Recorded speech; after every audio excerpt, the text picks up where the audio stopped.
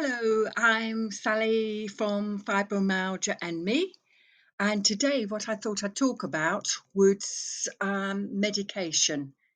I am not a doctor, I'm not medically trained, and I'm talking about the medication I have been on in my journey. If you think that any of the ideas I suggest are a good idea to you, may I suggest that you go to your GP first and discuss any change of medication with them. Never stop any medication that you're on because you can have withdrawals.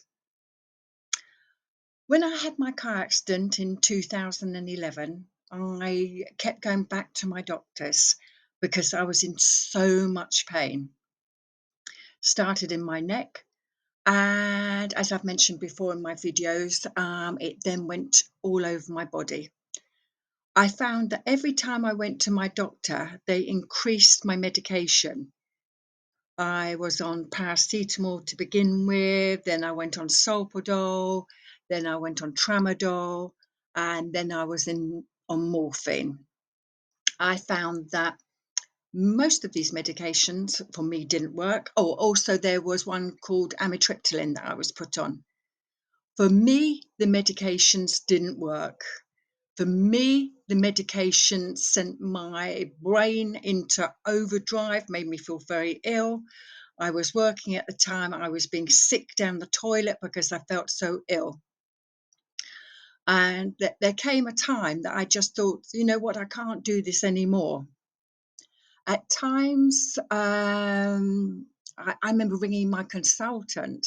I was under Stam Orthopedic Hospital, and because I had impinged nerves in my neck and my lower back, plus I had fibromyalgia, I just couldn't cope with the pain. So I ring, and I was very, very lucky to speak to I think it's his house officer, and they arranged for me to have injections into my neck and my lower back.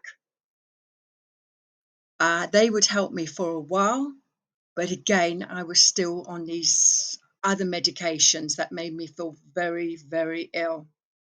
I actually found that when I was on morphine, that my depression got worse.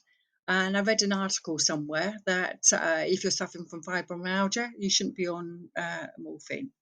Whether this is true or not, I don't know. I weaned myself down slowly, slowly, slowly off the morphine because you can't do it all in one go. I did speak to my doctor. I then was referred myself, because my GP at that stage said they couldn't refer me, to the homeopathic hospital in London. And I went to see a consultant there. The consultant immediately gave me some homeopathy into my neck, some homeopathy injections into my neck. And he also arranged for me to have some acupuncture. And also, he said it was a good idea that I came off all the other medicines. And he put me on to something, I think it was called snake venom, and something else. I can't remember what it was. So I was on both those meds for, I think, about a year, 2 years before I came to live out in Spain.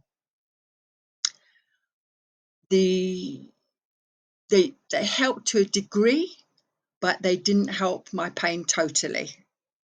But I listened to what they said. I saw a pain psychologist there, and they help you to get your mind into gear with what you should do and you can't do.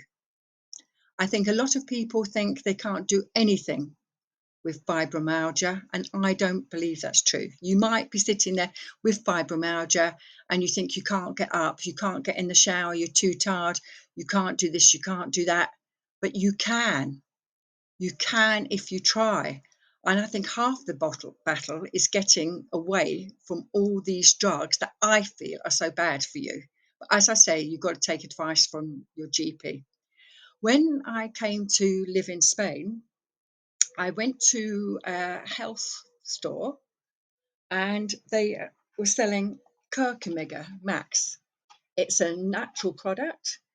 and I have found it is very, very good. I will put it in the comments. I take one of these a day, and when my pain is very bad or I've got stabbing pain, I take magnesium as well. I take vitamin D also, and I also take a very, very good multi-supplement, which can help. Since I've been on Curcumega, I have found that it works far better than any of the painkillers that I was on before.